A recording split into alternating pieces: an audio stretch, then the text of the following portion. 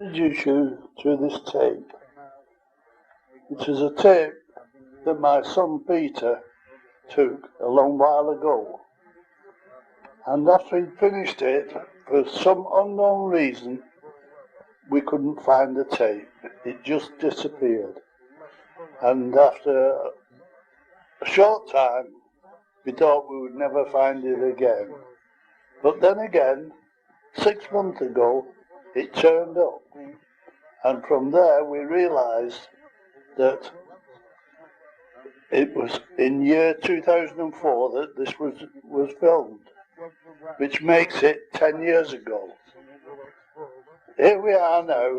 We've just gone through my fish house, and the first tank we come to are bale tails, metallic bale tails, and I'm sure the first question you're thinking about is, how many fish is there in that tank? Well, actually, there's over 40 fish, and they have been in there since they was quite young, and always been in that one tank. Why they're so good is because over years and years of learning about the fish and the water, I come to the conclusion what was the most important thing, and that is the water condition. So I concentrated on that. I fixed taps over each tank. I have 16 tanks in the fish house and 4 big tanks outside. Each tank inside and outside are fitted with cold water taps, one over each tank.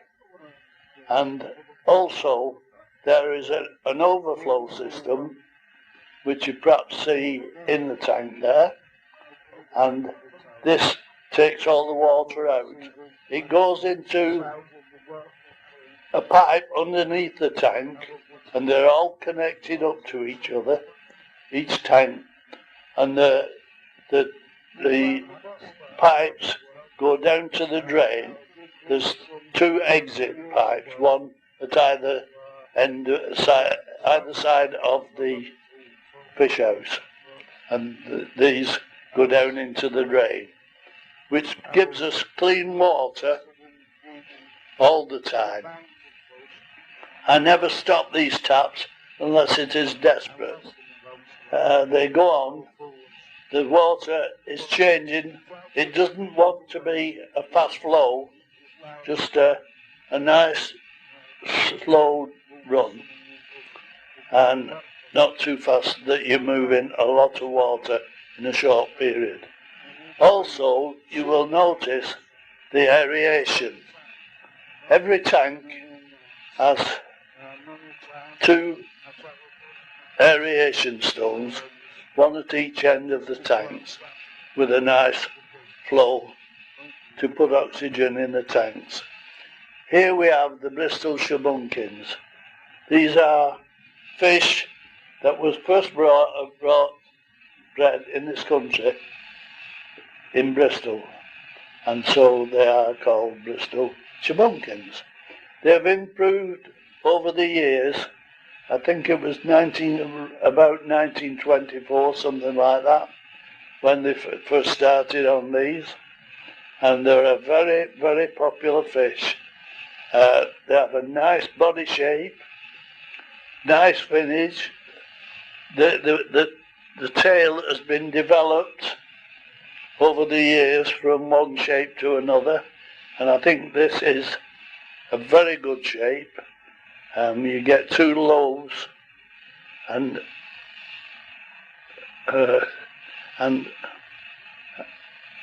these lobes must match, but they mustn't cross in the middle. So you have to be very careful not making them too long that they start bending over. We have now moved on to fantails. Fantails, as in the other tank, there is at least 30 to 40 fish in this tank. And as you can see, none of them suffering at all. There's no sickness or anything. You don't see them gasping for air off the top of the water. That's because of the conditions they're in. The water is clean all the time. And you will notice that there's no gravel or sand on the base. This is so that each day any food or droppings from the fish or anything gets into the tank is siphoned off with a siphon pipe. And so it is kept clean constantly. Every day this has to be done. That is what I do the last thing at night. And as you can see, the fish are really at their best. They're looking for food constantly, but that is another thing you have to be very careful with. You must not overfeed them. Don't give them too much food that they leave any, and it's better to leave them a bit short than overfeeding them and leaving food at the bottom of the tank. The best way, the way I always deal with mine, even when I was at work, I used to feed them at first thing in the morning before I went out to work. And then at lunchtime, I used to make quite a dash home with a sandwich in my hand, because I was a foreman that had to blow the hooter for when the men stopped working and when they started again. So I had half an hour to get back to blow the hooter. So I travelled up, which is about 2 miles, with a sandwich in my hand so that my hands were free when I got back to the fish. Had a quick look round to make sure everything was all right, feed them and dash back, ready to blow the hooter for the men to start work. And also, we used to work overtime till 7:30, and after that I had to lock up the works, see everything was all right, and then I brought a bucket and a net, and I'd go on a trip once I'd locked up. I did a round trip of about 30 miles, collecting daphnia from ponds that I knew supplied me with daphnia. Then I was reaching home about 9 o'clock at night. Still time to look at the fish again before I went to bed. Right, quite a busy life. These are nacreous lionheads. A bit unusual. They don't swim too clever. You'll notice there's no dorsal fin on these fish. The colour varies. I think these could be a bit better, with more different colours in the body and in the head. And they have this growth on the head and on the face. That's the main feature. And one has to be careful about this, because there's another fish very similar to this, which is a ranchu. Personally, I prefer the lionhead. I've seen so many distorted bodies on ranchu. The worst part being the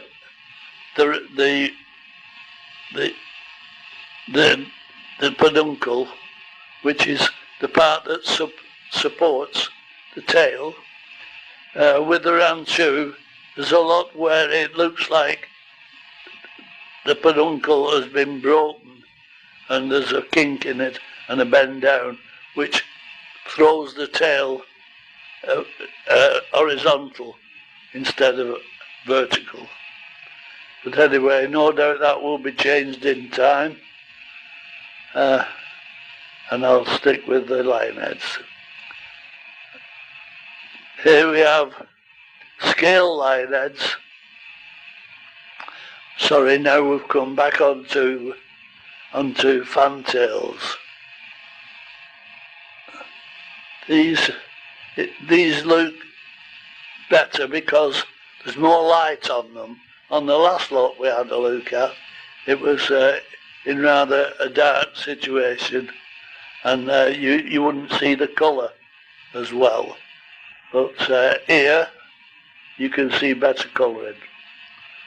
There's a lot of work sorting out the colouring, getting them, as it explains in the book of standards. That's the judging standards. That's an interesting point because what it is, judging is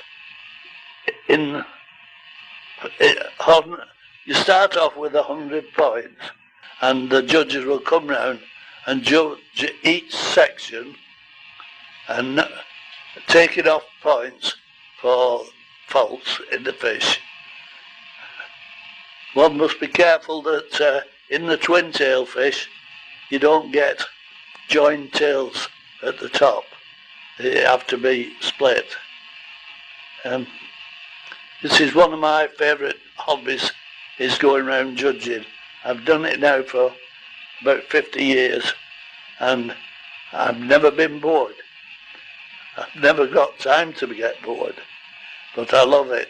And even when you get criticism of people that think you've missed their fish or you haven't given them enough points, you have to always be prepared as a judge to be honest, but always be prepared for somebody coming round to you, criticising their fish.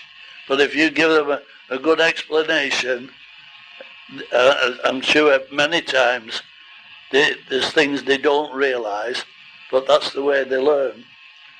So, to become a judge, it should be, there's two ways of judging. There's learning to be a judge, that's practical and theory.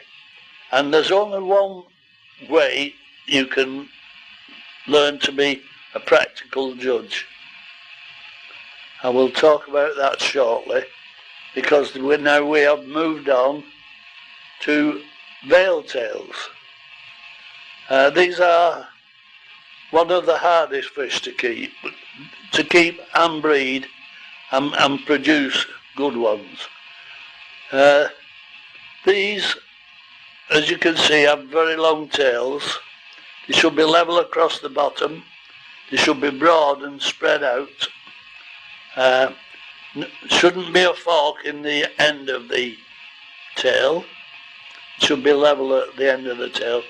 And the colours, I find, are very difficult to get right. These are one of my favourite fish, and I'm afraid I had high ambitions of producing some really good ones, which I think I have done in my time, but not as good as I would have liked them. Anyway, we can't do everything. We can't produce everything, can we? And bear in mind that all these fish that you are looking at, the different kinds, they are all, the shape is a mutation, and mutations are faults. And to create these faults, you have to line breed. And that is putting the right mutations together and developing them. When you look at, say, the veil tail, there's so many mutations in them. The body shape is a mutation.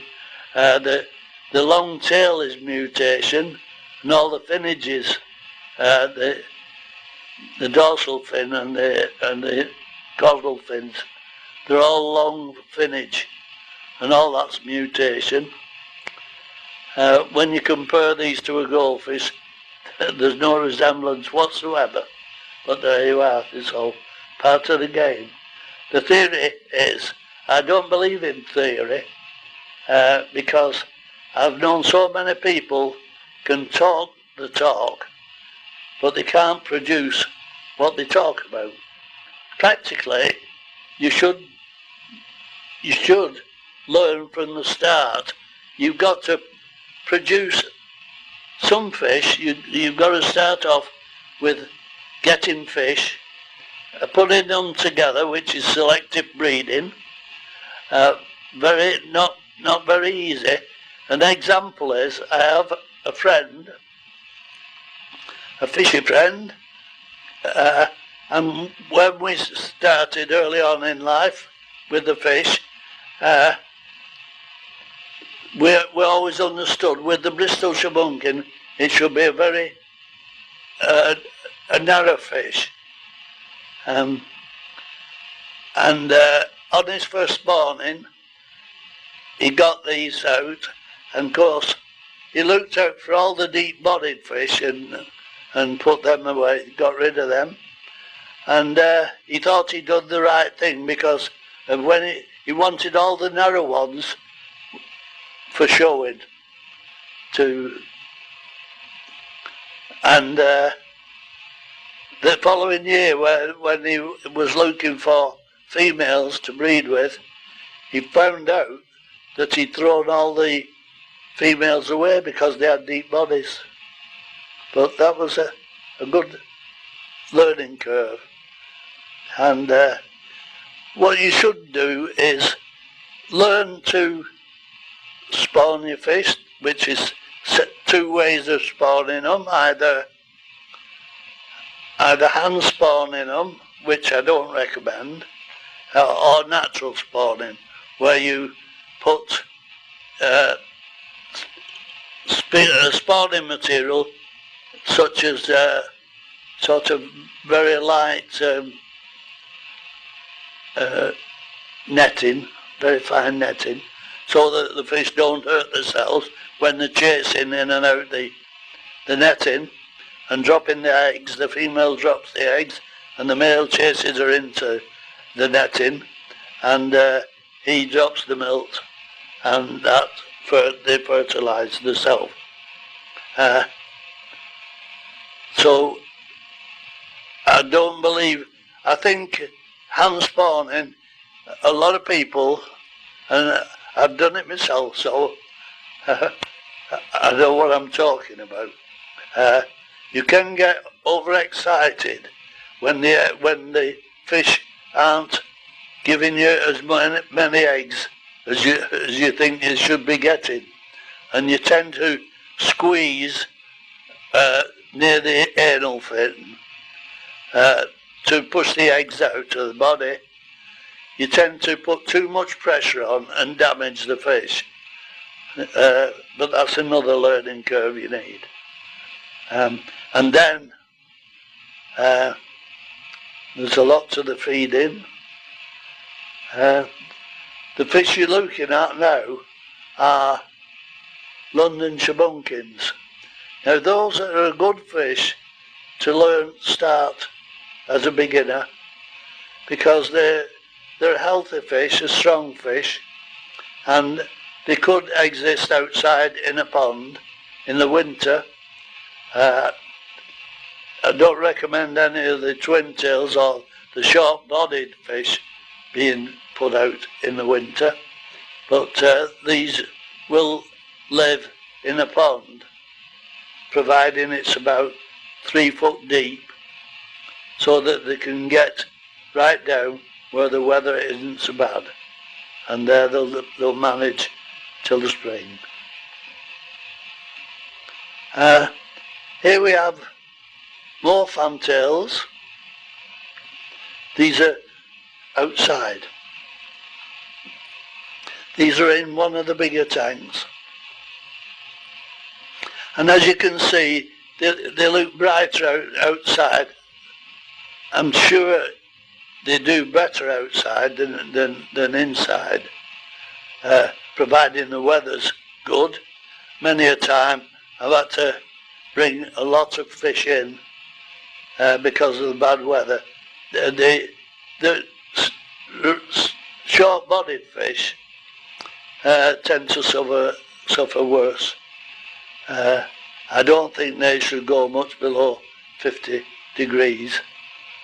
And to prevent that, all my tanks in the fish house also had on each tank they had a heater and a thermostat, so that when you generally stop feeding or very rarely feeding them through the winter. So as the winter comes in and the temperatures drop,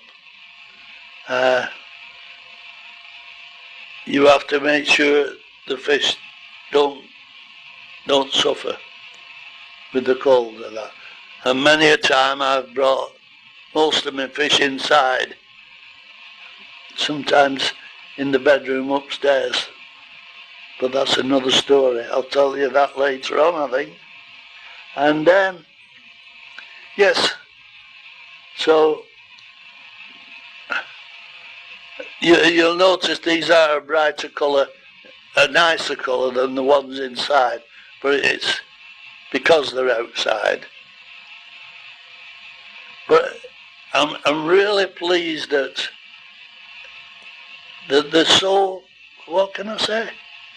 They're so lovely, and they're not dashing about or rubbing against anything. They're in beautiful condition. I'm very proud of that. It's very important. Although we do make mistakes at times, I've made plenty of mistakes, but you live with that and carry on. What I like in these is the black markings in the tail, well, in all the fins. They're very good. You see the blue in some of the fish, that's the main colour you want, the blue.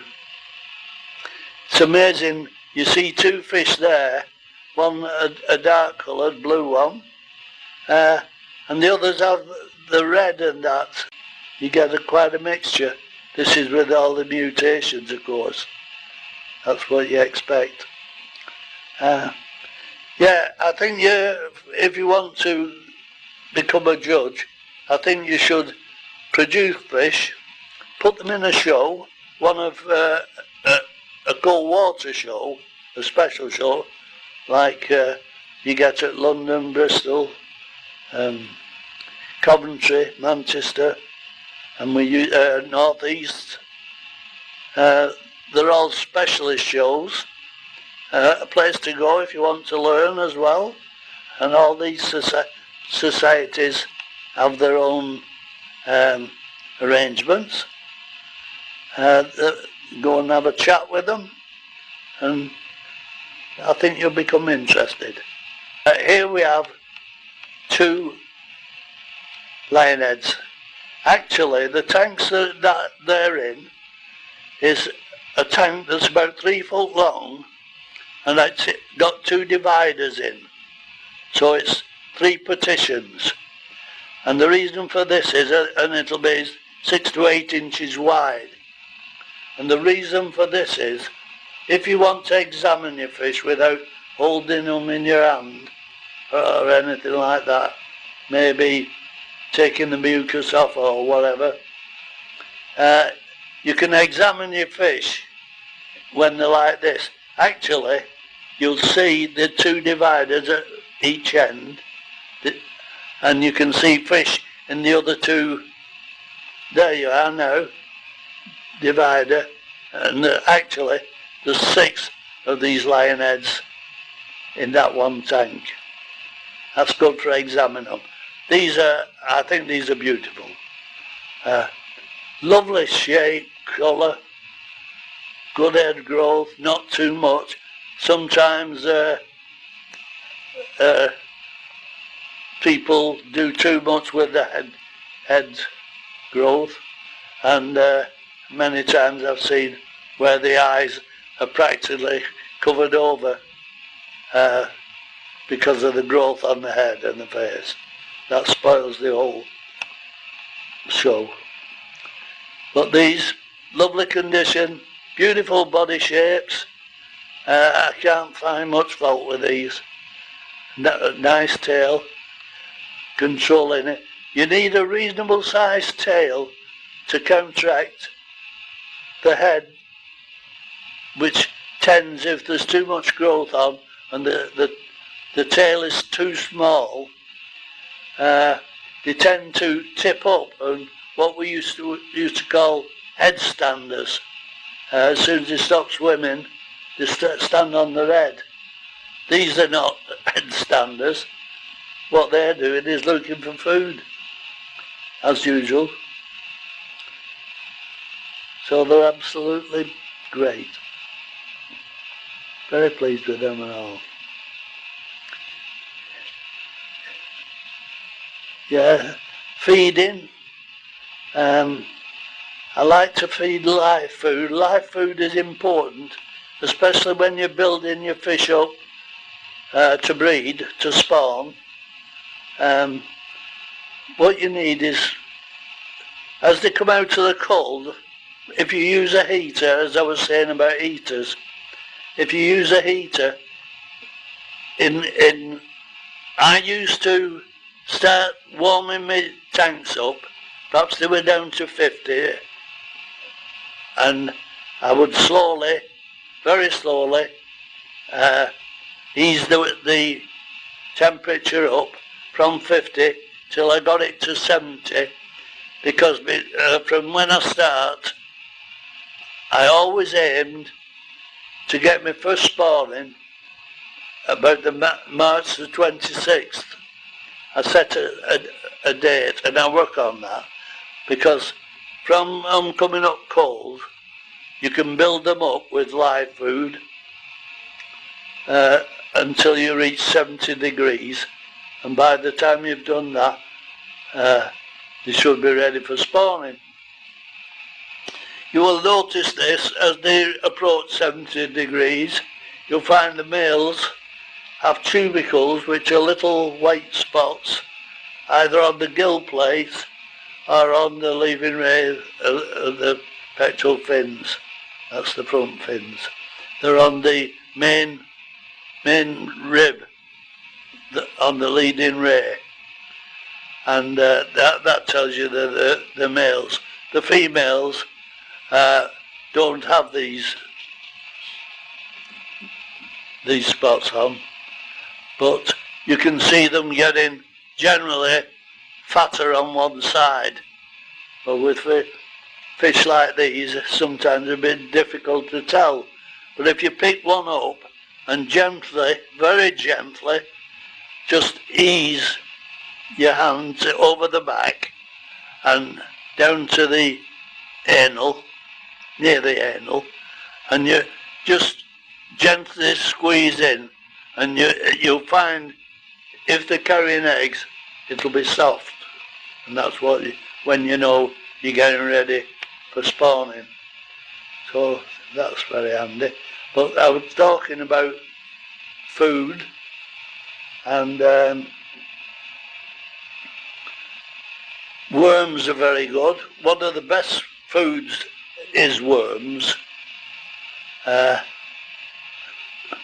You have to go to a meadow or something, or a manure place, and dig in there and get the worms out. That takes some doing when the weather's not good. But there you are again, it's another hardship. But you get a pleasure when you get a lot of worms, and you can cut several up depending how many fish you're feeding with the worms. And there's also bloodworms which you can purchase.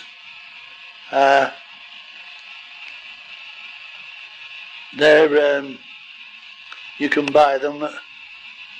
I won't mention prices of that, because that can vary.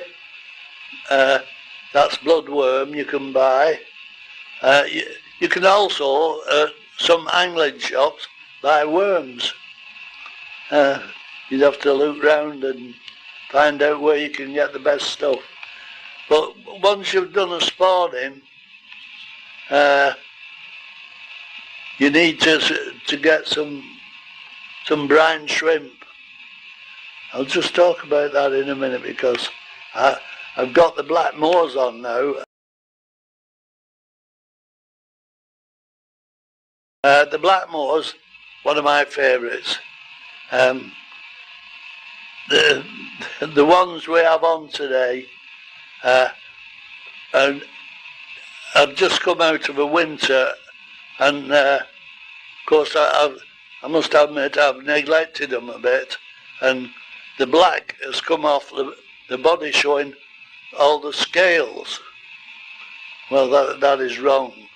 That's neglect. That perhaps shorter food, cold weather, etc., etc.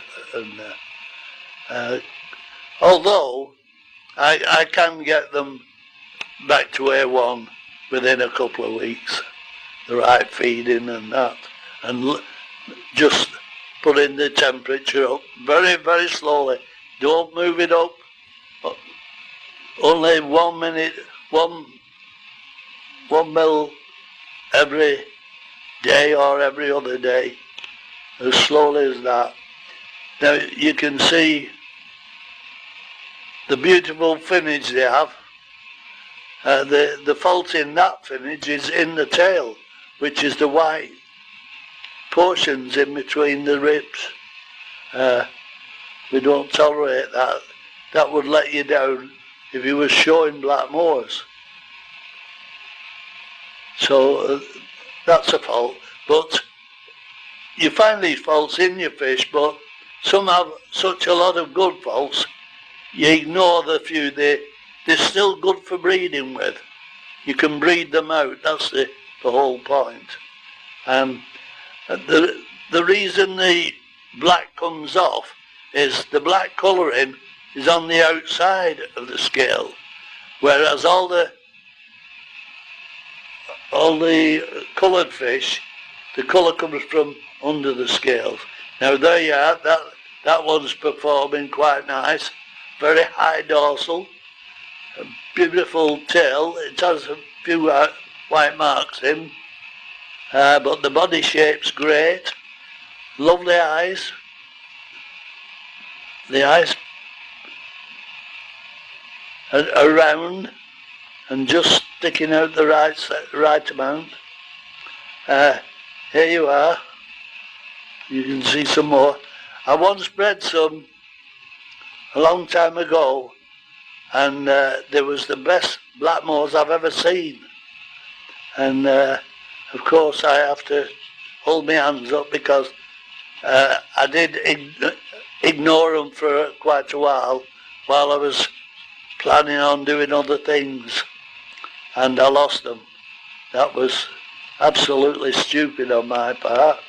But there again, you get ambitious and you overdo it, you do too much. But that's life. Yeah, here we have the Bristol Shabunkins outside. They look better out here. There you are. They're so docile. It's just the way they are. But with the wrong treatment, they'll be dashing about, perhaps scraping things off the side and that. Anything that gets in the water. Always treat your bloodworm or your worms. With your worms, you chop them up and put some sort of disinfectant in, and don't take that. I don't really mean disinfectant. It's stuff what's sold at the aquariums for treating fish. But very, very careful treating fish. I don't particularly like having to treat mine. It does happen of course, sometimes. You can't help it. But I find that people get over-ambitious with treating the fish. They see a spot and they think it wants treating. It could be a breeding tubercle. And then they put twice as much of the quantity for the treatment in the tank, and it does all the harm. They think they're going to get it cured quicker. You have to be very patient. You'll see the greenery in the background. These are the tanks outside. That is a photograph paper. It's stuck on the back of the glass. It's not in the tank. Very effective though. Makes things look really good. As you can see on the bottom, there's nothing on the bottom, only perhaps bloodworm. I did feed maggots. There's some very soft skinned ones, and they're very good. You've perhaps seen in some of the tanks where there's white pieces floating about. That's the skins of the maggots.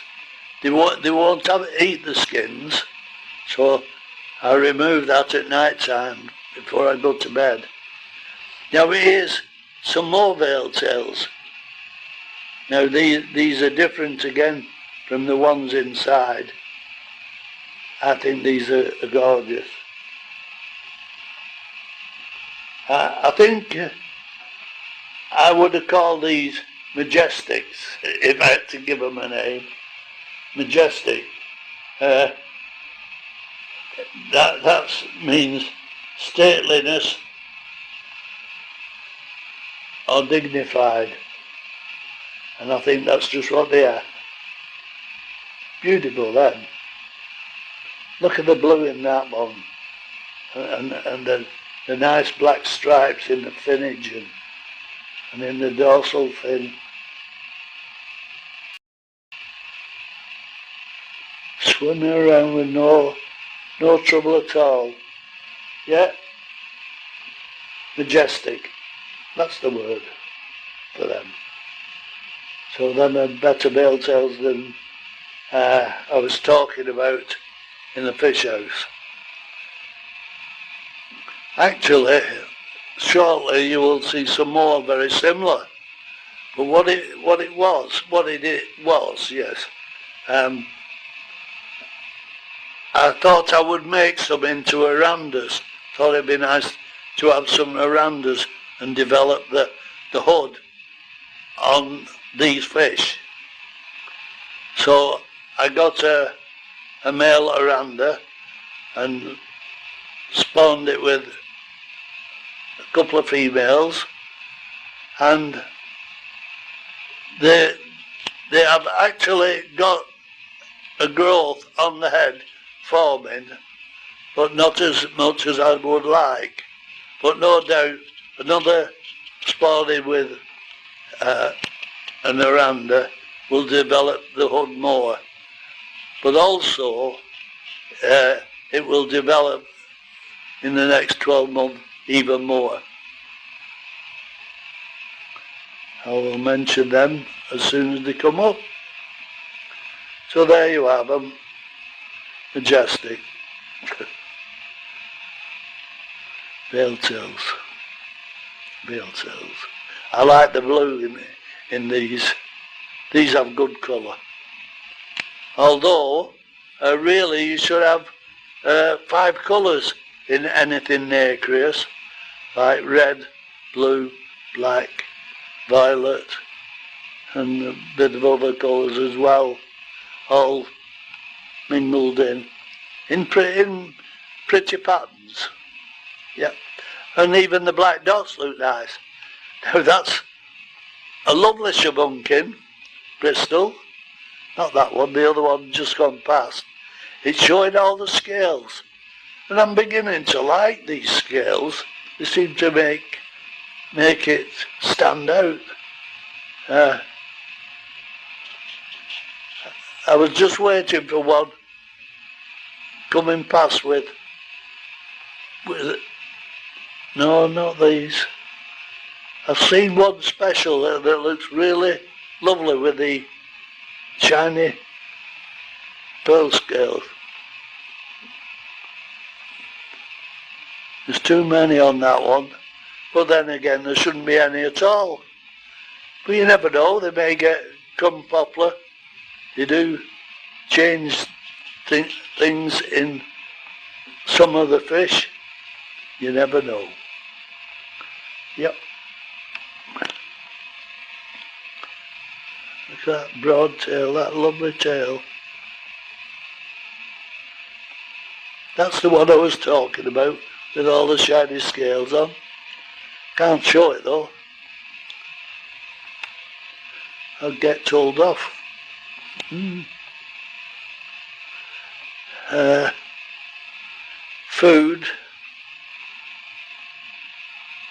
Food's important for young fish. Aquarium flake is a good food for your fry when they've hatched out. The flake food, but the tropical one, because it has all the nutrients in that, what they require, and it'll strengthen your fish, does them good. But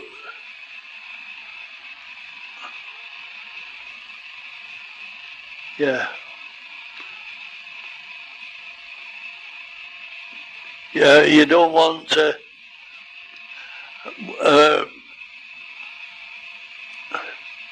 high protein. You shouldn't feed your adult fish on high protein pellets. That's not a good thing. They don't need that. So be aware of that. It's important. That's a nice colour, isn't it? Very good. There you are. Yeah, I like that. Oh well. Yes, I have now finished. I'm now 87, and this last year, the family had been mithering me about stopping having fish, and the reason was because my fish house is pretty high up, and I have a platform that runs round halfway up, but also I need step ladders to deal with the top tanks, and they had visions of me falling off. So they chunned and chunned, and I decided, yeah, it was getting too much work anyway. And so I told my grandson and my son-in-law and my own son to pull everything down and get rid of everything, which they did. They made a good job, and I can honestly say I think it's all about work. It gets worse as you get older, becomes too much. And in my retirement now, I'm quite happy.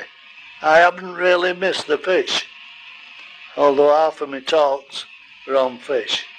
And I love going around the shows. I've been doing it for years and years and years, judging. And I think I've done them all. Not once, dozens of times. And I really enjoy that. Talking to friends, old friends. I've got lots of old friends, and yeah, that's nice. This is a strange thing. We've just come on to some fish that I've bred. I've 2 tanks full of these. And what struck me as being interesting is they have very pink eyes. And my biggest shock when I got this tape was to find on the film, you don't see the pink eyes as they are. they're outstanding. And I was right disappointed about this because they were beautiful. And I have thought that I could have done something with these fish, but I'm afraid my time run out. And but what it is, people say, what are they? And well, they hadn't got a name or anything as far as I know. And I said, well, I think they should be called Rambinos. And they said, Rambinos, what's that? I said, well, my name's Ramsden, and they're albinos because they have pink eyes.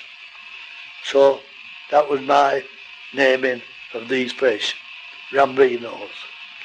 Very active little fish, very much like a fantail in body shape and finish. Yeah, I don't know. But the colour, they're like a creamy colour as they get a bit older.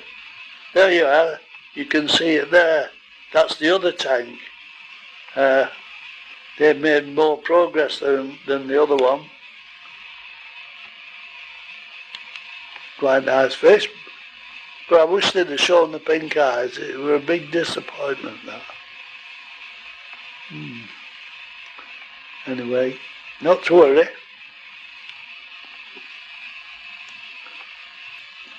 You should, in the breeding, culling is, as I've mentioned culling, haven't I? Very important. But you have to be careful when you get three types with Bristol Shabunkins and London Shabunkins, the nacreous ones. When you spawn your fish, they don't show any colour at the beginning, but as they start growing up, after a couple of weeks, few weeks, they start developing colour. You get a percentage of white ones which are matte finish, and matte finish has no colour in it at all, they're just white. Now those are easily to pick out, and you get rid of those first, and then you get actually you get a third of your spawning will be white, and a third will be metallic green with scales. You get rid of those because they will never show any colour.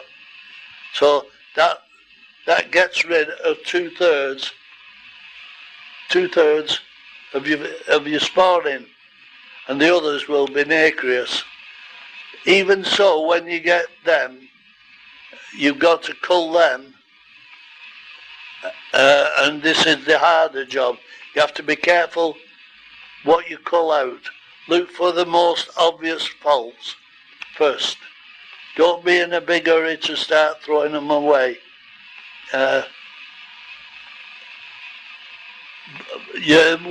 When you're left with the last third, that's where you have to be a bit patient, because the colour comes very slowly, and if you're not careful, you'll perhaps think there's some of them not very good colour. I've known people to throw a lot of those away, and they've thrown the best fish away. So that's something you have to be very careful with. Now these are, let me see, these are the veil tails like the others, are they? I think so. I was just looking to see if they have a growth on the red. I think these might be the ones that I've tried to turn into arandas. I will know very shortly. Very shortly. Yes, I already know. These are the ones that I crossed with an aranda. And there's one fish I would like you to see.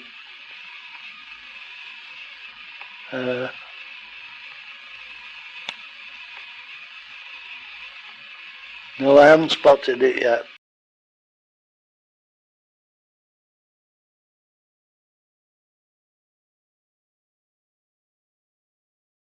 Oh, there's Rambo. He's having a good time, isn't he?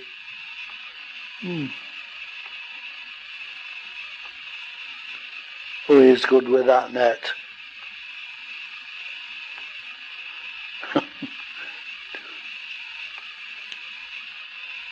The time he spends in that fish house, unbelievable.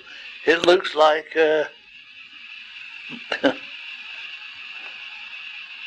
looks like a building site. Here's the Rambo nose. Can you see that white one there? It has a white growth on its head.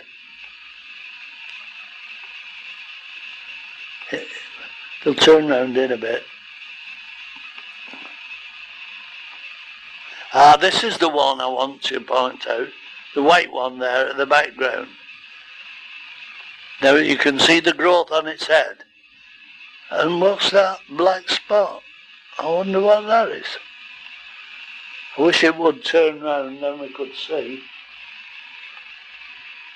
Come on. Thought I'd trained it to come to the front glass when I tapped on the window. It's not doing it. Anyway, it will do when it's in the mood. That one you can see has a growth on its head. Yeah. Beautiful red colour, that, isn't it? Yeah, lovely. And I think it looks well with the white lacy like in the tail.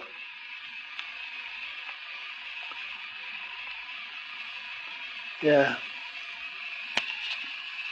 That's got a nice dorsal fin.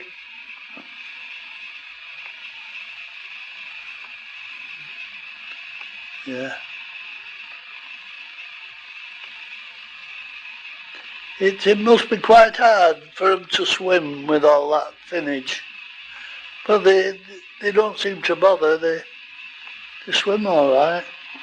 Just a bit more effort.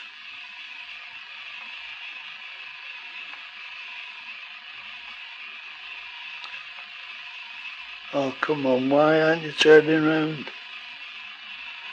Oh, well, we'll have to talk about something else first. Right, a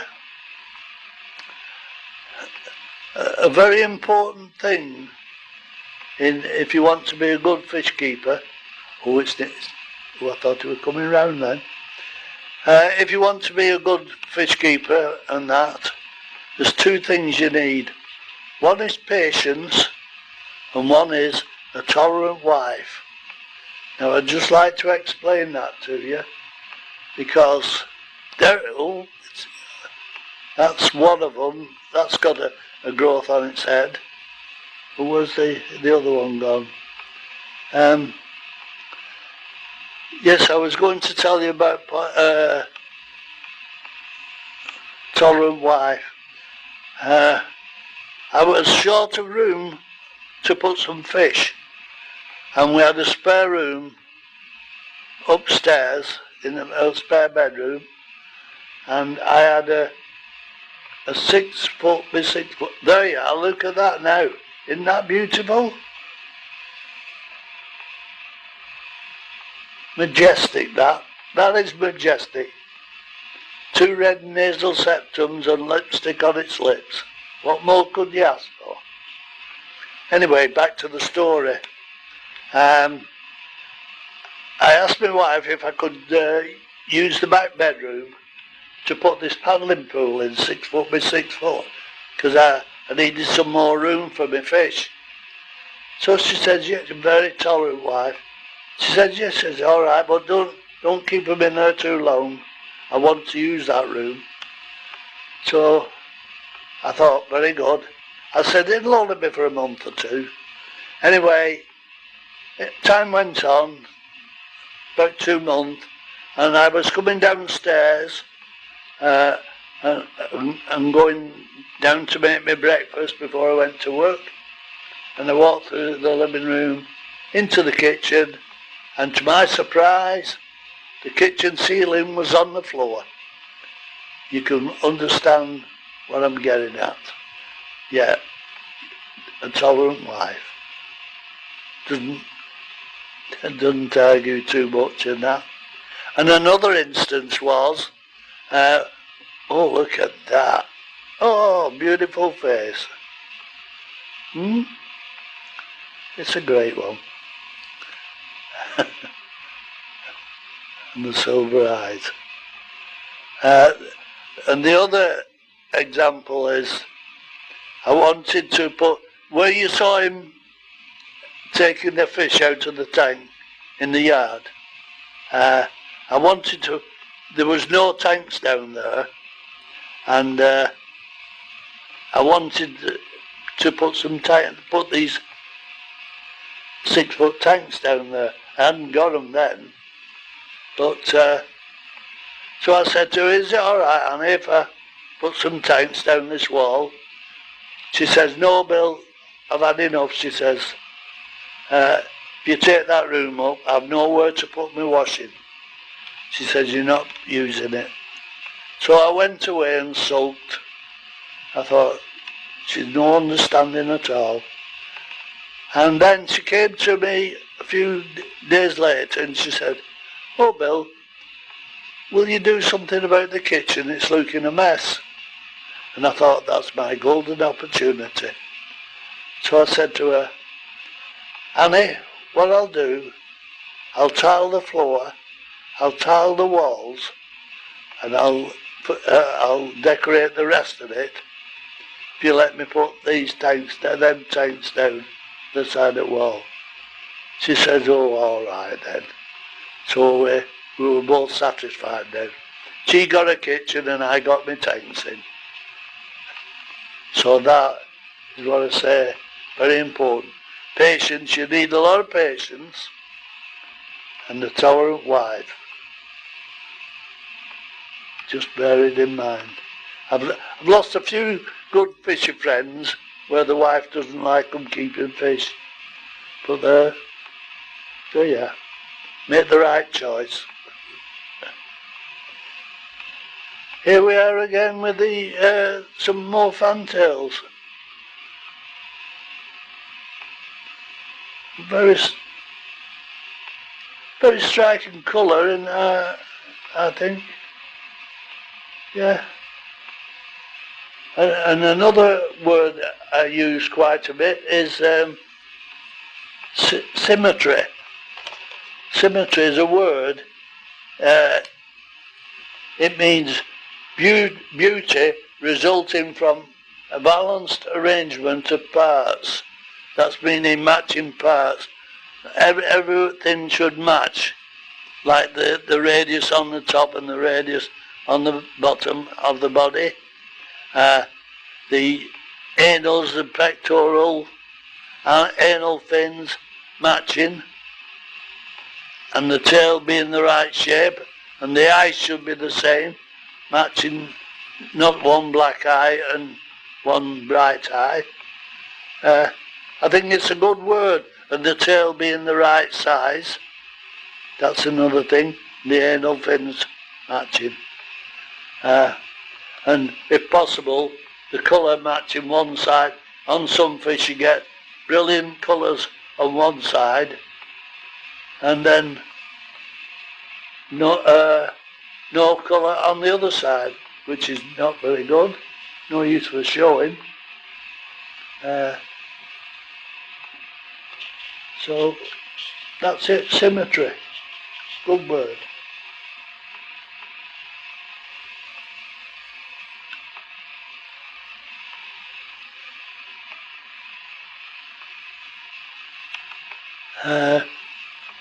Right, so these are quite bright colours. I think I'll start again. No, I won't. No, it's too hard. It's hard work. Yeah.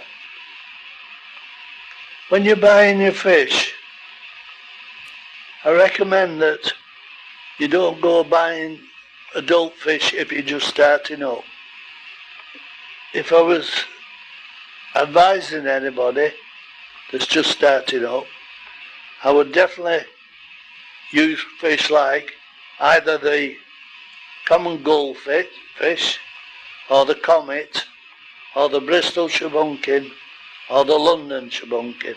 One of those, which are the long-bodied fish, because short-bodied fish can soon get constipated.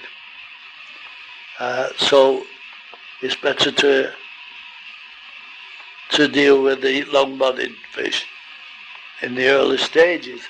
And I would buy young fish, because you can get young, perhaps half a dozen young fish for the price of one adult fish, which you have a better choice then of getting males and females. You a better chance. You have to wait, and it's a good time to learn how to keep them and that. It's not as hard work keeping young fish as adult fish. So that's another point. That's your choice. Hope you take the advice. Yeah, and if you pick any of those, which are long-bodied fish, they're less apt to get problems with constipation and things like that. Yeah. That's why it's advisable to feed quite a bit of live food, as I've spoken about. That helps to keep them free, to get problems with constipation and things like that. Yeah. That's why it's advisable to feed quite a bit of live food, as I've spoken about. That helps to keep them free. I hope you found this interesting. I'm hoping to get some tapes made of this talk. I hope so. Right. I think we'll be coming near the end now, I should think. Yeah. I like fish with black spots. In my fish house, I don't know whether you've noticed or not, but I had on the frames, I've got 2 boxes. They're about 9 inches by about 6 inches. They held 12 small switches in each box, serving one side of the fish house and one on the other side of the fish house. This was to control most of my eating and the outside filters. Very simple, all named under the switches so that you couldn't make a mistake. And it was so simple. Really, when you think about it, a lot of my fish keeping is sort of looks after itself, with having running water and filters and thermostats. It saves a lot of trouble.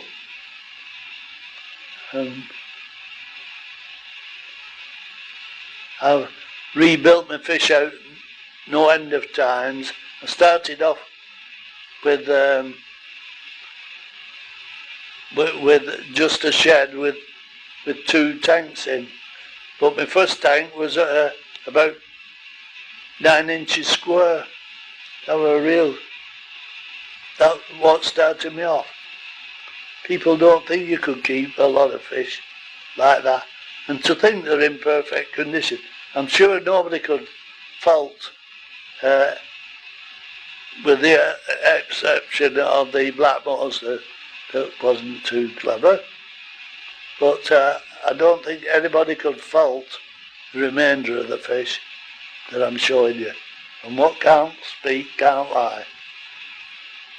They're there to be seen. And sorry, folk, that's the end of the film. Hope you've enjoyed it. All the best. Bill Ramsden. Thank you.